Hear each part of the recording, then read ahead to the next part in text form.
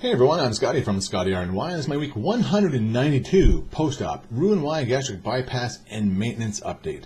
Well, hello everybody, and welcome back to my channel. I am Scotty, and this is where I talk about my weight loss surgery journey and life like that in general. Welcome. So let's get right into it, shall we? Not a whole lot to say today, but let's just get her done, right? I'm 6'2", 48 years old. My highest weight ever recorded was 419 pounds in August of 2014. I had surgery July 7, 2015 at Humber River Hospital in Toronto, Ontario, Canada. My surgery weight was 340 pounds. My weight loss surgery goal weight was 219 pounds, which I originally reached that goal at week 33. My maintenance goal weight range is 220 to 225 pounds. Last week I was 240 pounds, and this week I'm 238 pounds, for a loss of 2 pounds. Making my loss from surgery of 102 pounds and a total loss from my highest weight ever recorded of 181 pounds. Yeah, so I'm down 2 pounds. Yay me. What did I do to get down 2 pounds? Well, one, I didn't cram a whole lot of chocolate in my face. Actually, I didn't cram any in my face, with the exception of my protein drink. Yes, that's what you call it, a protein drink, which wasn't every day. And I don't have that, oh my God, I need to have more chocolate from that. So I'm good with that. Yeah, so I didn't have any chocolate. I was a very good boy. Yeah, I was. So was it hard? Yeah, no, this is, I don't remember. Do you guys remember? Is this more than a week? I think so. I think this is going into the second week, maybe, without it. So yes, it's getting easier. Like anything, it does get easier down the road. But again, not to say that it's easiest, I still have, it's like, oh, do I want to? No, right, and a good example of some challenges of that, there's a function coming up today, actually, and normally I make squares for this function. These are my peanut butter Rice Krispie squares with a chocolate icing on top of them. They are delicious, I will tell you that. And as a weight loss surgery patient, I have gobbled up a few of those, but that's for sure. But I said I couldn't make them this time because the temptation for that chocolate is too real. And to make that chocolate icing, I have to melt chocolate chips, and which I can just, right, and shove them right down my gullet like there's no tomorrow. That's the problem. And I didn't want to have that temptation because one of the biggest things is if you don't have it in arm's length, if you don't bring it into your house, there's a better chance you won't need it, right? I'm not ready yet to bring that back into my house to make squares just because of the temptation. Because I don't use a full bag, so there's always going to be a little bit left over. What are we going to do with a bit left over? Because you don't make them all the time. Well, you might as well eat them.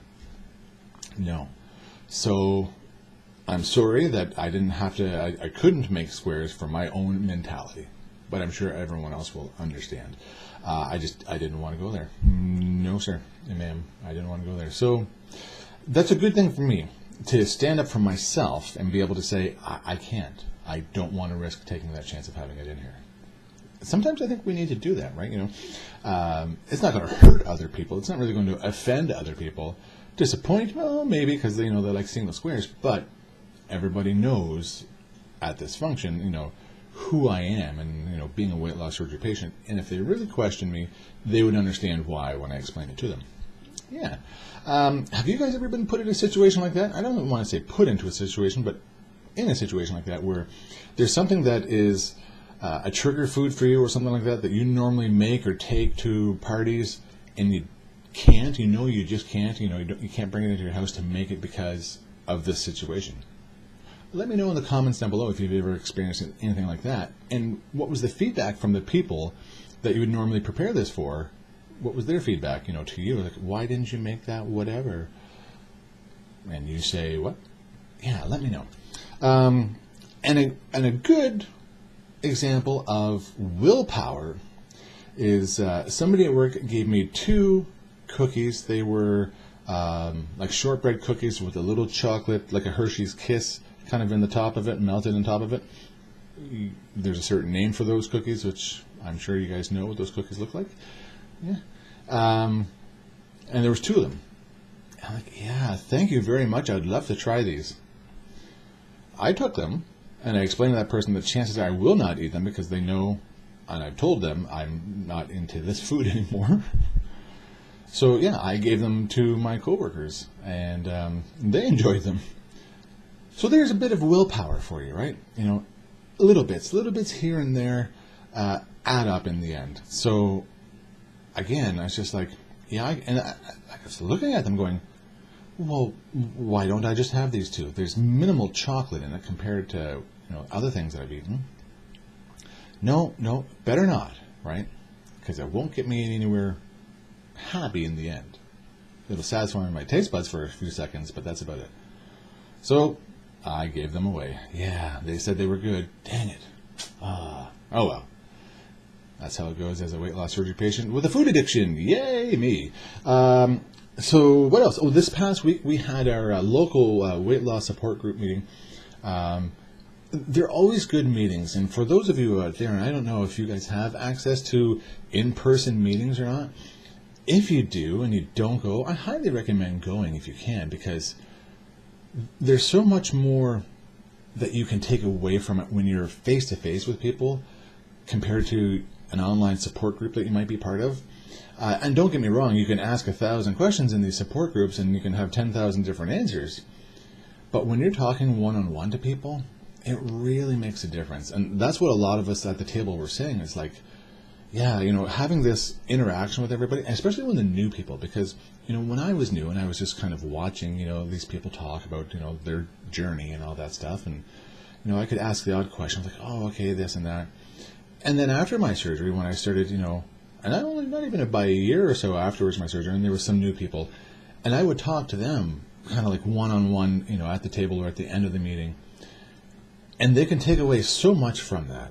And they're very thankful that they had people in person to kind of sit down and explain things a little bit differently than what you can, via online.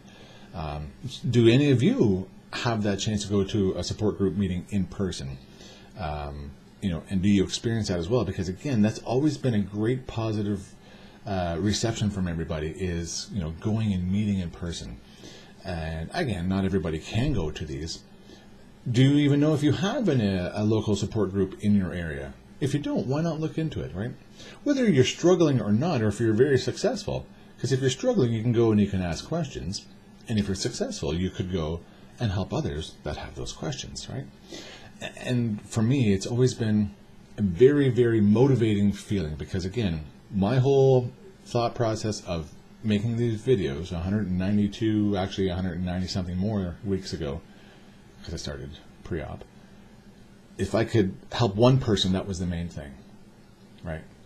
Which I think I have. And it's the same thing with the meetings in person as well. If I could help at least one. Not every time, but in general. And I have. And that's what makes a positive effect for me, wanting to go back every month. So, yeah, look into it if you don't, because I think they're really good. They're really, really good. And that was it. I didn't make any food, and I've talked about my chocolate problem and my group. Yep, that's it. Hopefully you guys are doing well, of course. And as always, thank you again to my subscribers. And for those of you that like, thank you for liking. And everything else in between. Okay, everybody, thanks again. And remember, not every day is fantastic. But at least I have the opportunity to live every day. Until next time, take care and bye-bye.